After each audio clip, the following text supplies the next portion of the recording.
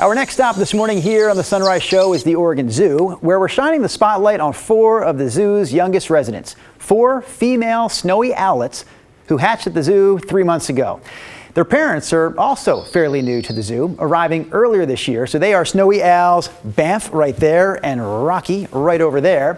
For more on Mom, Dad, and their 4 young owlets, here's a brand new edition of Drew at the Zoo.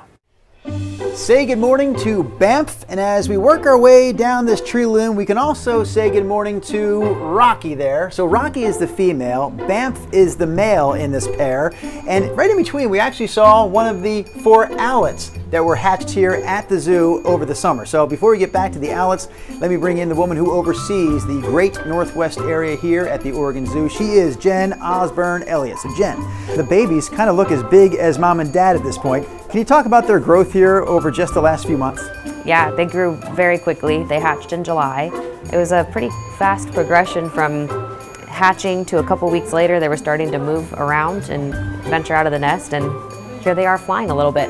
About a month after they hatched here at the zoo, you went in, did the physical checkups. What were you guys looking for at that point? We wanted to make sure that everything looked normal for an owl. We wanted their eyes to be clear, ears to be good. We wanted to make sure that their feather quality was looking good as it was coming in. Wanted to make sure they had full range of motion of their wings, their legs, their feet.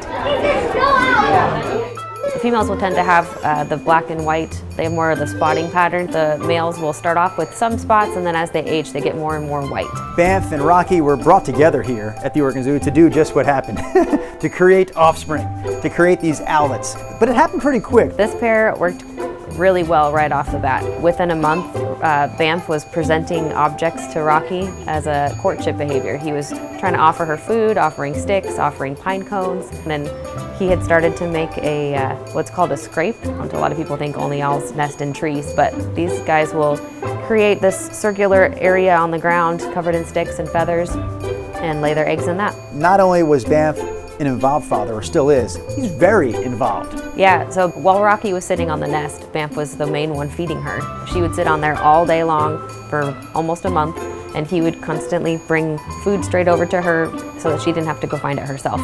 Once the eggs hatched, he continued to be the main provider for this family. He'd bring the food for both Rocky and the chicks. Based on that, Banff, I'm nominating you for the Oregon Zoo's Father of the Year.